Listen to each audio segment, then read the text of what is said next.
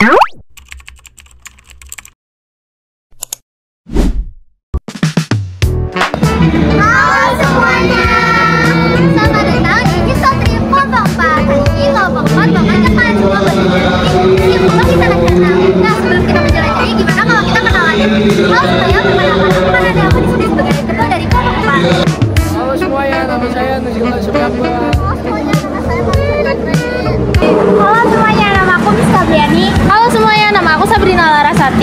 semuanya, nama aku Dini Arianti. Halo semuanya, nama saya Muhammad Idal Ali. Halo semuanya, nama saya Mada Alexander. Halo semuanya, nama saya Fajar. Nah, pantengin terus ya vlog penjelajah museum kita. Dadah!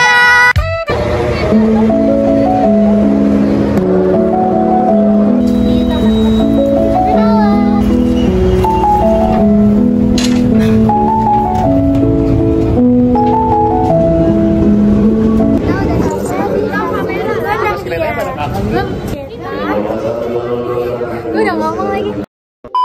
Teman-teman, sekarang kita udah sampai di museumnya, kita bakal jalan kaki.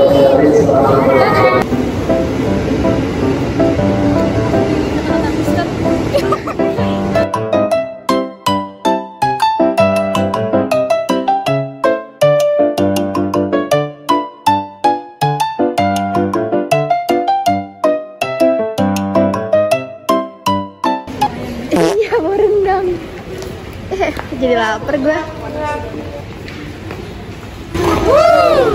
Ini emang ya warteg ya. Guys, kita mau jalan. Iya, karena kita mau gratis. Jadi kita jalan aja, kita menghemat uang. Sebenarnya kalau misalkan kalian mau naik Transjakarta itu bisa banget. Baik, jalan kaki sehat. Betul, kita mah adalah manusia sehat. Jalan kaki. Iya. Sehat pangkal kaki ya. Betul. Hai guys. Hai. Jadi ini kita jalan menuju ke Museum Kebangkitan Nasional. Yeay.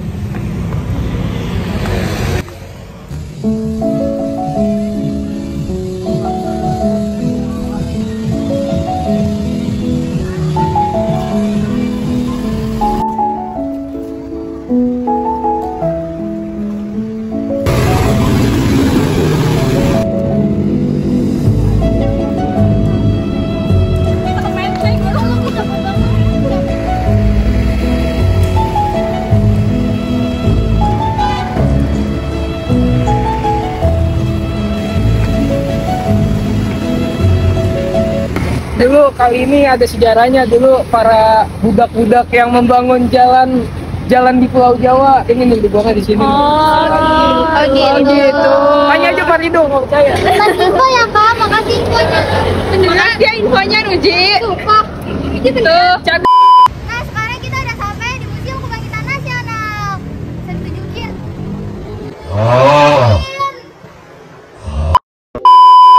Udah ada di Museum Kebangkitan Nasional.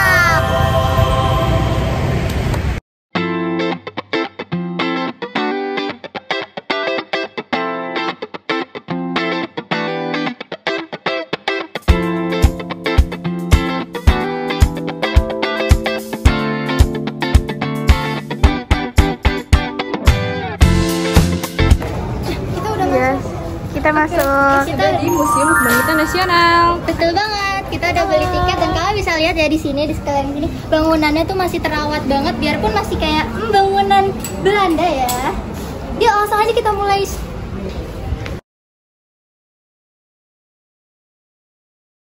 Museum Kebangkitan Nasional berada di Gedung Stovia atau Sculpture of Leading Fame in this Arson, yaitu sekolah kedokteran pertama di Indonesia untuk pribumi pada awal abad ke-20. Gedung ini didirikan tahun 1899. Lokasi di Batavia pada zaman kolonial Hindia Belanda didirikan pada tahun 1851.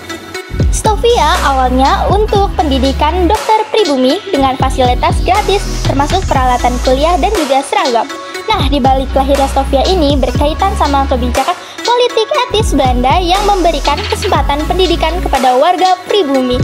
Hal ini juga menghadapi wabah penyakit di Pulau Jawa saat itu, terutama cacar, sehingga kebutuhan akan tenaga kesehatan pribumi itu semakin mendesak dan muncullah pemikiran untuk memberikan pendidikan kedokteran kepada kaum pribumi. Dalam perjalanannya, Stovia itu mengalami transformasi hingga akhirnya menjadi Fakultas Kedokteran Universitas Indonesia. Pada tahun 1950, banyak tokoh pergerakan Indonesia pernah belajar di sini, seperti Dr. Sutomo, Wahidin Sudirohusodo, Cipto Mangunkusumo, Ki Hajar Dewantara. Pada 20 Mei 1908, organisasi Budi Utomo lahir di gedung ini, menjadi tonggak lahirnya Kebangkitan Nasional Indonesia. Tanggal 20 Mei kemudian diperingati sebagai Hari Kebangkitan Nasional. Ini adalah gedung Stovia keadaan tahun 1908. Wah, besar banget ya. Di sini ada ruang aula, ruang kelas, ruang asrama, ruang olahraga, ruang kantor, ruang laboratorium, kantin, ruang anatomi, sama dapur. Teman-teman, ayo kita mulai dari ruang paling ujung, soalnya kayak menarik banget di ujung. Yuk. Hai guys, jadi kita mau masuk Ke ruang Memorial Budi Utomo. Ayo coba kita masuk yuk. Ayo.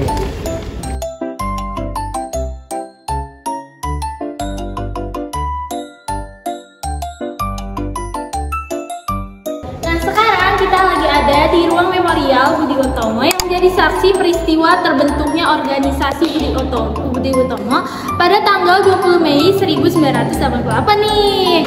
Nah, tepat pada pukul 9 pagi, para pemuda berkumpul di ruangan ini. Nah, tadi kan kita habis dari ruang Memorial Budi Utomo dan sekarang kita berada di ruang asrama Stovia. Ayo coba kita masuk dan kita liatin ada apa aja. Nah, ini guys, ini asrama dari para mahasiswa-mahasiswi dari Stovia. Nih, kalau kalian lihat ada ranjang-ranjangnya tuh, mereka tidur di kasur setipis ini. Setipis ini. Dan mereka dengan kasur setipis ini mereka masih bisa disiplin, bangun pagi dan semangat belajar. Kalian juga jangan mau kalah ya semangatnya. Nice.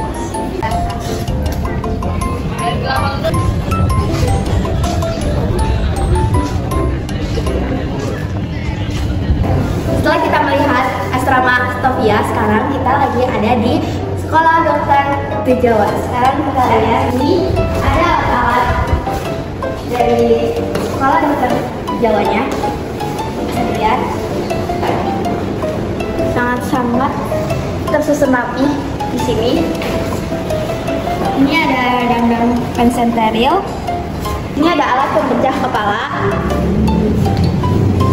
Bisa kita lihat di sini. Lanjut, di sini ada alat pencatat detak jantung. Di sini masih tersusun rapi. lanjut, kita lagi ada di ruang apa ini? Di ruang Taman Obat Nusantara. ruang pengobatan tradisional. Ada kris, peralatan sunat. Belum dipotong ya.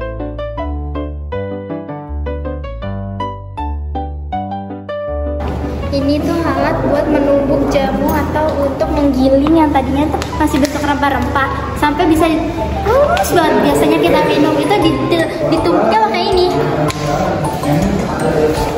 Di sini ada timbangan ukuran kilogram. Sama timbangan analitis nih. Terus juga ada timbangan ukuran gram, lalu ada timbangan miligram. Jadi ada 4 macam timbangan yang ada di bawah. Ini kayak timbangan pasar gak sih?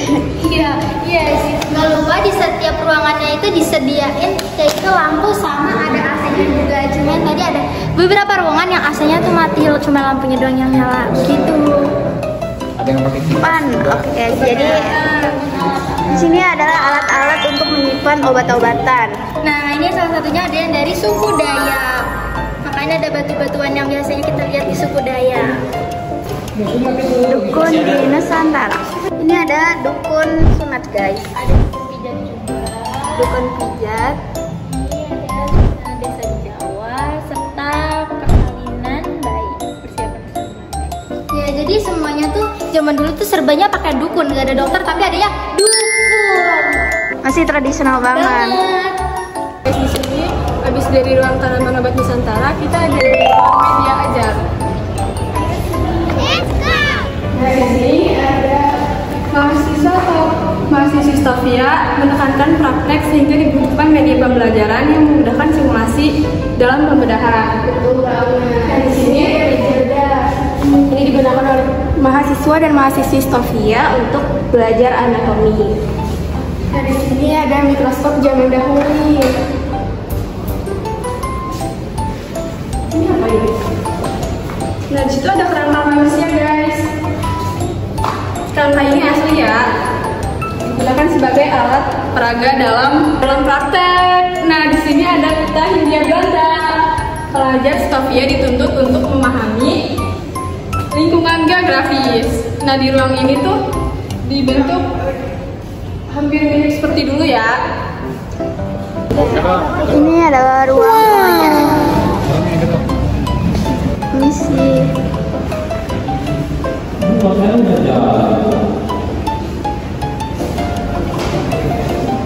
Ini adalah meja dan kursi pengajar Stovia.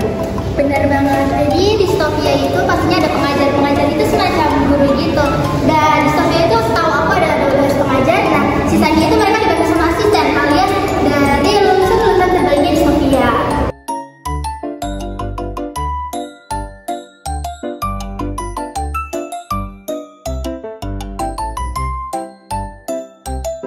Sekarang kita lagi mau ke ruang audiovisual. Jadi kita mau melihat sesuatu gitu. Oh ya guys, kita nggak boleh nyalain HP di sini. Jadi ya kita doang yang bisa lihat. Kalian kalau penasaran datang aja ke sini.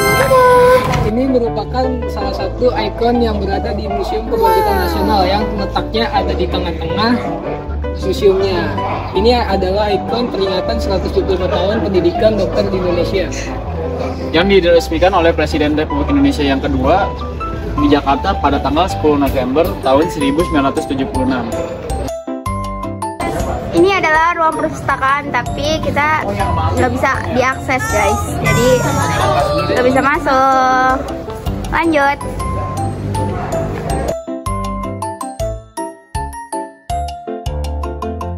Berikut ini adalah penjelasan samudra didasari oleh kekayaan, kejayaan, dan keagamaan. Di sini ada garis waktu atau timeline. Tanggal 22 Juni 1596, Cornelis de Ruttan berhasil membuat kapal fungsi dalam Belanda yang mendarat di Banten. Tanggal 20 Maret 1602, perusahaan dagang Belanda disatukan dalam VOC atau Persekutuan Dagang Hindia Timur. Tanggal 31 Desember 1799, VOC mengalami kebangkrutan karena korupsi dalam kalangan pegawainya. Tanggal 1 Januari 1800, pemerintahan Kerajaan Belanda membentuk pemerintahan Hindia Belanda dengan Gubernur Jenderal sebagai kepala pemerintahan. Ini adalah kapal VOC.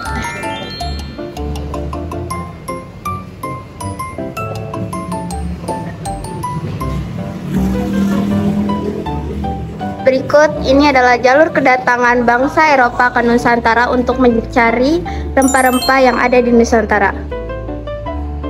Nah, selanjutnya di sini ada tokoh Ki Hajar Dewantara, yaitu sebagai guru perguruan nasional taman siswa yang biasa disebut sebagai Bapak Pendidikan Nasional. Lalu di sini ada tokoh Dewi Sartika. Beliau adalah tokoh yang mendirikan Sekolah Istri Bandung yang didirikan pada tanggal 16 Januari 1904 yang bertujuan untuk meningkatkan harkat kaum perempuan.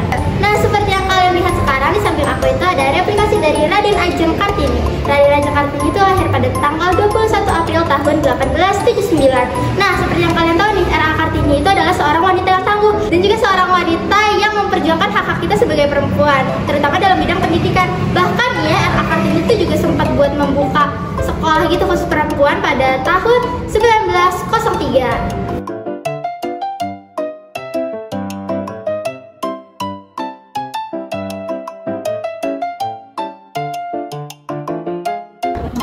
Nah, ini juga ada gambaran dari kelas Stovia. Nah, kelas Stovia itu masuk sekitar 2005 di tahun jam 12.30. Jadi setiap mata pelajarannya itu mereka belajar selama 50 menit. Dan pada pukul 20 sampai dengan pukul 22 mereka kembali memasuki ruang kelas dan belajar bersama hingga waktu pausan berakhir. Nah, sekarang kita udah masuk ke tempat yang isinya itu tentang organisasi Budi Utomo. Kita mulai dari Ketua Budi Utomo. Yang pertama itu ada Tirto Kusumo, yang kedua ada Pangeran Aryonoto, yang ketiga ada Rajiman Wijoningrat, yang keempat ada Raden Mas Aryo Surjo Supato, dan yang kelima ada Raden Dwi Josewojo, yang keenam itu atau yang terakhir ada Raden Mas Aryo. Kongres Budi Utomo. Pada 8 Agustus 1908, pengurus Budi Utomo mengadakan rapat di Stovia, membahas rencana kongres.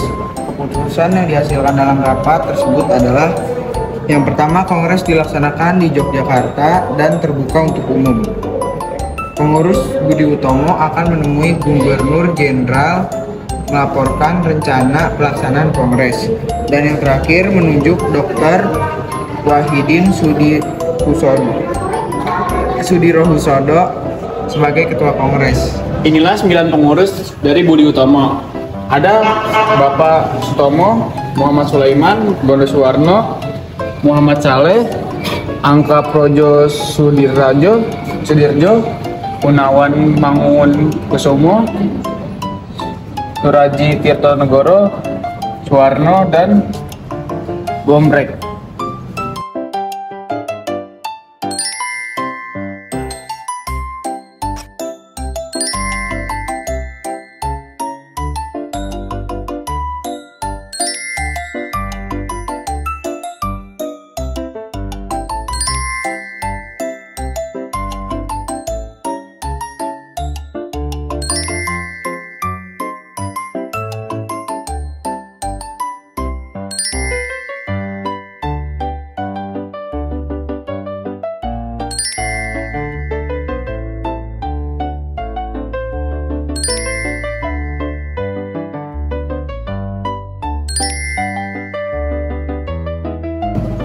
Dan di sini ada Budi Utomo, Ibu Perhimpunan. Lahir Budi Utomo pada 20 Mei 1908 menjadi hari bangunnya kesadaran rakyat untuk bersatu dalam satu wadah, yaitu bangsa Indonesia. Lahirnya semangat kebangsaan menjadi tanda munculnya perjuangan cara baru untuk mengusir penjajahan.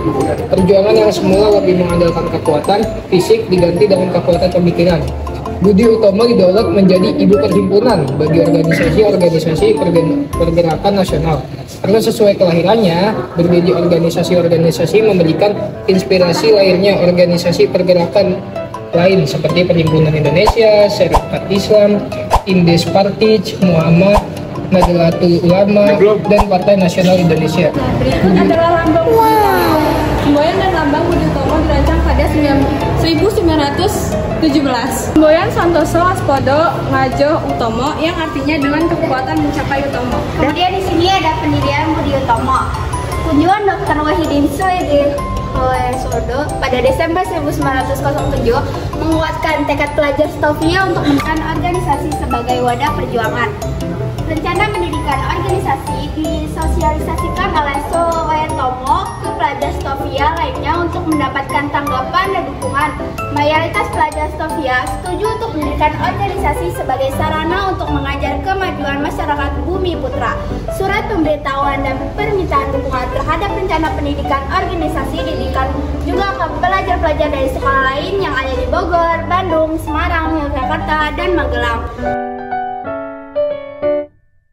Halo Kak. Ya, halo. Sebelumnya aku mau tahu nih nama kakak siapa? Nama aku Farisya. Oke Kak Farisya, aku izin nanyain sedikit ya tentang museum ini. Kan dari tadi aku ngeliat tuh ada banyak banget pengunjung yang mondar-mandir nih. Kira-kira mereka kesini tuh karena tertarik ada apa dan karena apa sih? Untuk tujuan dari museum sendiri ini mungkin dia ini datang untuk mencari ilmu, mencari informasi tentang sejarah dulu, kedokteran dulu, terus dengan tentunya juga untuk mencari kayak seputar Budi Utomo. Di sini juga kan membahas tentang Budi Utomo juga, tentang organisasi Budi Utomo yang dibuat pada masa sekolahnya Stovia, seperti itu. Ya. Oke, makasih ya Kak, maaf mengganggu waktunya. Halo Kak. Ya, halo. Sebelumnya aku boleh tahu nggak nama Kakak siapa? Aku Ophelia. Aku boleh langsung mulai nanyain wawancaranya. Oke, aku mau nanya nih Kak, kesan Kakak terhadap museum ini tuh gimana setelah Kakak datang ke sini? Bagus sih, dari sini tuh kita bisa mengetahui ya kayak sejarah-sejarahnya para pahlawan juga gitu. Terus yang tadinya nggak tahu kita jadi tahu nih apa sih isinya gitu. Ya bener banget, jadi worth it nggak sih Kak datang ke sini tuh? Iya, worth it banget, bisa dijadikan pelajaran juga ini. Museum tuh ya kayak kunjungan. Pokoknya bagus banget, menarik banget buat dikunjungi. Oke, setuju banget sih Kak, makasih ya Kak, maaf merepotkan.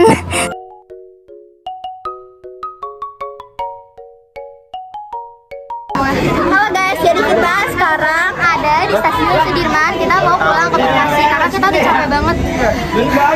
Capek banget guys. Iya, jadi tungguin kita sampai Bekasi ya. Nanti kita kabarin lagi. Dadah.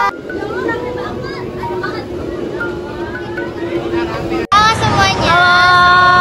Sekarang kita udah sampai kembali di rumah kita, yaitu Bekasi. Di stasiun Bekasi. Gimana tadi tripnya Kak? Seru banget. Kita jadi Sejarah terbaik. Iya. Banyak pengalaman seru hari ini.